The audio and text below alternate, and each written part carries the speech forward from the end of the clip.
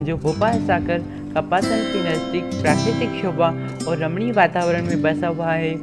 इस छोटे से गांव में पिता श्री मोड़ीलाल जी पोखरना एवं मातु श्री श्रृंगारबाई पोखरना के यहाँ आज से 2 वर्ष पूर्व पुत्र रूप में एक नन्हे से शिशु ने जन्म लिया। इस शिशु का नाम गोवर्धन रखा गया, किंतु परिवार में सबसे छोटा होने के कारण तथा सयाने बालपन के कारण सभी इस नवजात शिशु को नाना नाम से संबोधित करने लगे। मेवाड़ी सांवरियो नाना गुरु प्यारो लागे। मेवाड़ी सांवरियो नाना गुरु प्यारो लागे। प्यारो लागे रे मोहन गारो लागे। प्यारो लागे रे मोहन गारो लागे। मेवाड़ी सांवरियो नाना गुरु प्यारो लागे। मेवाड़ी सांवरियो नाना गुरु प्यारो लागे। मोडीलाल जी मोद मनाया श्रृंगारा हर साई। मोडीलाल जी मोद मनाया श्रृंगारा हर साई। जन्म हुआ जब दाता गाँव में घर घर खुशियाँ छाई। जन्म हुआ जब दाता गाँव में घर घर खुशियाँ छाई। जन जन ने सोहणियों नाना गुरु प्यारो लागे।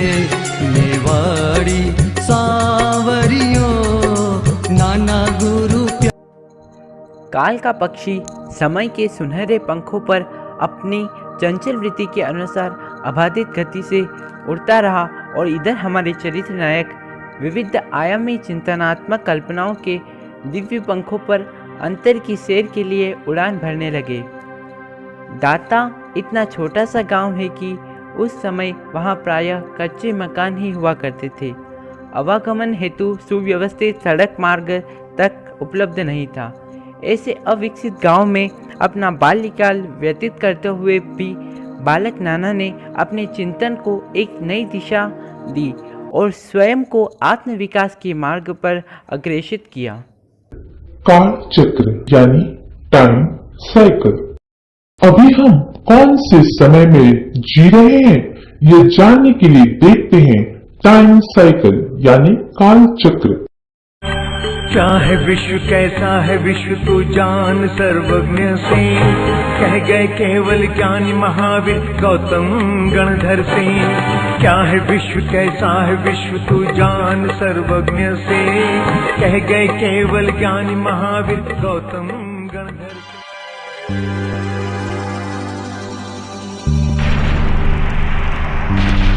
आओ जाने काल चक्र के तीनों आरे। स्वर्ग के संपूर्ण सुख बसे हैं जिसमें सारे।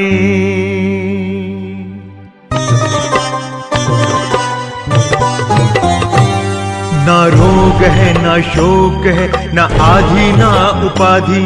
ना आकुलता ना व्याकुलता जहाँ हरदम रहे समाधि।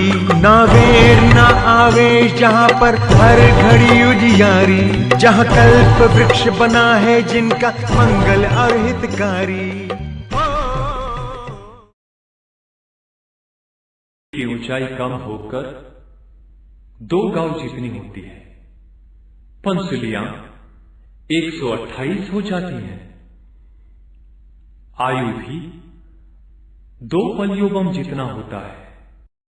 5वें आरे के प्रारंभ में 6 संधियन और 6 संस्थान होंगे।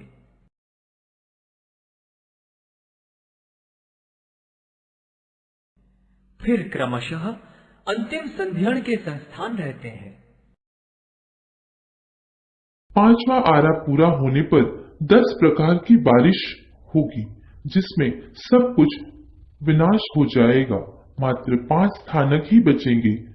पहला गंगा नदी, दूसरा सिंधु नदी, तीसरी लवण की खाड़ी, चौथी ऋषभकुट पर्वत और पांचवा वैताड़्य पर्वत। गंगा और सिंधु नदी में बहुत कम पानी रहेगा और 4 चीजों का विनाश होगा। प्रथम जैन धर्म, दूसरा मिथ्यात्वी का धर्म, तीसरा राजनीति और चौथा बादर अग्नि। छठा आरा दुसम दुसम यानी दुख ही दुख, सैडनेस ही सैडनेस। छठे आरे में मनुष्य का देहमान आरे की शुरुआत में 2 हाथ जितना और आरे के अंत में 1 हाथ जितना। छठे आरे में मनुष्य का आयुष्य आरे की शुरुआत में 20 वर्ष और आरे के अंत में 16 वर्ष, पसलियां 8 और आरे के अंत में 4। छठे आरे का समय 21,000 वर्ष। इस आरे में भयंकर दुख, जमीन का रस राख के समान यानी छाई जैसा। 6 वर्ष की स्त्री गर्भ धारण करेगी और वह ऐसे बच्चे को जन्मेगी जिसे कुरूप, काले और रोगी हो, नाखून और केस बड़े बड़े। गंगा और सिंधु में अल्प पानी रहेगा, लोग बिल में रहेंगे, सिर्फ मांसाहार करेंगे। भीषण गर्मी और भीषण ठंड होगी। मनुष्य मच्छी नदी से निकाल के रेत में सेक के खाएंगे। नरक और तिर्यंच गति में जाने वाले जीव होते हैं। जो मनुष्य धर्म रहित होगा उसे इस आरे में जन्म लेना पड़ेगा। देवानु प्रिय, अभी हमने काल चक्र की हर एक आरे का वर्णन सुना। एक काल चक्र में धर्म का काल मात्र अल्प समय का है। हमें ईगो, जेलसी, एंगर को कम करके दान, धर्म, तप, त्याग वगैरह करके पुण्य कमाना चाहिए। परमात्मा ने कहा, समय मात्र भी प्रमाद करने जैसा नहीं है। प्रमाद से मुक्ति ही परिभ्रमण से मुक्ति। मैंने 4 गति 84 लाख योनियों में दुर्लभ यह मानव तन पाया है, इसलिए मुझे इस भाव को यूं ही नहीं गंवाना है, वरन 3 मनोरथ को पूर्ण कर मुक्ति को प्राप्त करना है। मेरे जीवन के सारे प्रयास अब इसी दिशा में होने चाहिए कि मैं जीवन का अंतिम लक्ष्य निर्वाण को प्राप्त कर सकूं। इस बात की जानकारी जब आपकी पूजनीय माता श्री एवं आपके बड़े भ्राता मिठूलाल जी को हुई तो उन्हें समझते देर नहीं लगी कि यह इनका वीरत्व के लिए प्रथम पदचरण है। क्या तुमने त्याग प्रत्याख्यान लिए हैं? तुमने किसे पूछकर ये त्याग लिए? और महाराज ने भी किसी को पूछे बिना कैसे करवा दिया? हम नहीं मानते इस त्याग को। अब से संतों के पास नहीं जाओगे। क्या बहन, इतनी चिंतित क्यों हो? क्या बताऊं बहना, मेरे लाल को मना करने पर भी चुपके से महाराज के पास चला जाता है। चिंता तो इस बात की है कि कहीं उसे वैराग्य ना आ जाए। मैंने सुना है कि सिर मुंडाकर चमार की कुंडी का पानी छिटकने से वैराग्य उतर जाता है। आप चाहे जैसे परीक्षण कर ले, मेरा वैराग्य कपूर की टिकिया जैसा नहीं है जो हवा लगते ही उड़ जाए। मैंने बहुत चिंतन पूर्वक वैराग्य पद स्वीकार किया है। आप जादू टोना, मंत्र तंत्र आदि सभी परीक्षणों को पूरा कर ले।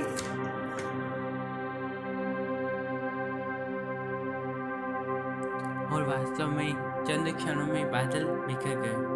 चरित्र नायक मन ही मन पुलकित होते हुए चिंतन करने लगे कि मेरा उद्देश्य शीघ्र ही सफल होगा, अतः अब मुझे योग्य गुरु की खोज कर लेनी चाहिए।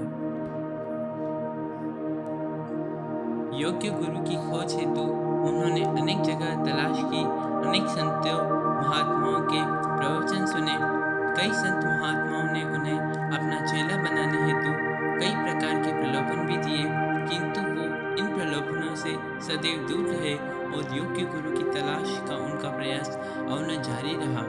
योग्य गुरु की तलाश करते करते नाना कोटा में विराजित तत्कालीन युवाचार्य श्री गणेशालाल जी महाराज के पास पहुँचे। पूज्य श्री गणेशालाल जी महाराज के प्रवचन से वे अत्यंत प्रभावित हुए। उनके मुखमंडल की आभा और तेज ने उन्हें अत्यधिक प्रभावित किया। अब उन्होंने उन्हें विनम्रतापूर्वक निवेदन किया कि भगवान, मुझे इस संसार चक्र से मुक्ति प्राप्त करनी है। मैं आपका शिष्य बनना चाहता हूँ। किंतु पूज्य श्री गणेशालाल जी महाराज ने सच्चे अर्थों में निष्प्रिय साधक थे। उन्हें शिष्य लोभ तनिक मात्र भी नहीं था। उन्होंने तत्काल ही नाना से कहा कि साधु बनना कोई सहज कार्य नहीं है, तलवार की तीक्ष्ण धार पर चलने से भी अधिक कठिन एवं दुष्कर कार्य है। 5 महाव्रतों का पालन और इंद्रिय विजय करना कोई सहज बात नहीं है। अतः आवेश में अथवा जल्दबाजी में साधु बनने का निर्णय करने की अपेक्षा तुम्हारे लिए यही श्रेयस्कर है कि गृहस्थ जीवन में रहकर ही सदाचार का पालन करो। किंतु युवा मन नाना यह समझ चुके थे कि ये मेरे सच्चे गुरु हो सकते हैं, ये ही मुझे इस संसार चक्र से मुक्त करने में सहयोगी बन सकते हैं।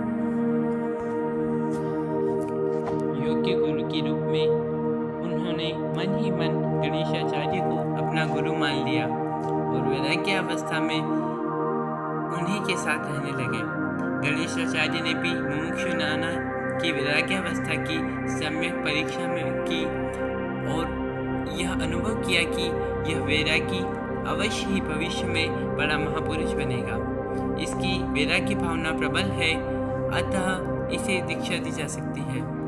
अपने गुरु से दीक्षा प्रदान करने का यथेष्ट संकेत प्राप्त कर मुमुक्षु नाना ने दीक्षा की सभी आवश्यक क्रिया को पूर्ण करने हेतु सर्वप्रथम अपने परिजनों से आज्ञा प्राप्त करने का निवेदन किया, किंतु परिजनों ने सहज ही आज्ञा नहीं दी। तब मुमुक्षु नाना ने अट्ठम तप तेला की आराधना की तथा यह प्रतिज्ञा की कि जब तक आज्ञा नहीं मिलेगी मैं पालना नहीं करूँगा। मुमुक्षु नाना की दीक्षा लेने की तीव्र भावना ने परिजनों को उनकी स्वयं साधना में सहयोगी बनने हेतु मजबूर कर दिया। तुम्हें दीक्षा लेनी है तो हम देंगे, किंतु जल्दी मत करो। समय की परिपक्वता पर सभी कार्य सुंदर होते हैं। अतः संसार की कुछ अनुभूतियाँ प्राप्त करो और उचित उम्र होने पर संयम स्वीकार कर लेना। यदि इतना भी नहीं मानते हो तो कम से कम इतना तो सोचो कि मेरी अवस्था भी ढल रही है। मेरी सेवा करने का भी तुम्हारा कर्तव्य है। अतः जिसे भगवान महावीर ने यह प्रतिज्ञा की, जब तक माता पिता जीवित रहेंगे दीक्षा नहीं लूंगा, वैसे ही तुम जब तक मैं जीवित हूँ यह हट छोड़ दो। मेरे चले जाने के बाद जैसा सुख हो वैसा करना। इस पर जरा विचार करें कि मैं आपकी इस रुकावट में कितने कर्म बांध लूंगा। आप जानती हो कि मैं संसार के बंधनों में हरगिज उलझने वाला नहीं हूँ और मेरी भावना एवं लग्न अब संयम के प्रति दृढ़ हो चुकी है और कब मैं दीक्षा लूँ। अतः अब आपको मेरे इस मार्ग में बाधा नहीं डालनी चाहिए। और उन्होंने यह जानकर कि सुयोग्य गुरु के सानिध्य में यह दीक्षा लेने वाले हैं, ऐसा योग्य गुरु सहज ही नहीं मिलता। यह सब सुखद संयोग जानकर दीक्षा हेतु आज्ञा पत्र प्रदान कर दिया। यह क्षण मुमुक्षु नाना के लिए परम सौभाग्य का अवसर था, क्योंकि जिस लक्ष्य को वो प्राप्त करना चाहते थे अब उस दिशा में आगे बढ़ने का अवसर प्राप्त। परिजनों से आज्ञा प्राप्त होने पर मुमुक्षु नाना की दीक्षा का पावन प्रसंग उपस्थित हुआ और दाता गांव के पास ही कपासन ग्राम में विक्रम संवत 1996 पौष शुक्ला अष्टमी को चतुर्वेद संघ की सहमति प्राप्त कर पूज्य श्री गणेशाचार्य ने मुमुक्षु नाना को जैन भगवती दीक्षा के प्रत्याख्यान करवाए। अपार जन समूह जय जयकार करने लगा। वस्तुतः यह ऐसा प्रसंग था जब एक सुयोग्य गुरु को सुयोग्य शिष्य की प्राप्ति हुई। यही मुमुक्षु नाना अब नवदीक्षित संत श्री नानालाल जी महाराज के नाम से संबोधित किए जाने लगे। बात उस समय की है जब पूज्य गणेशाचार्य स्वास्थ्य की दृष्टि से उदयपुर में स्थिरावास कर रहे थे। पूज्य श्री नानालाल जी महाराज उनकी पूर्ण निष्ठा भाव से सेवा शुश्रूषा कर रहे थे।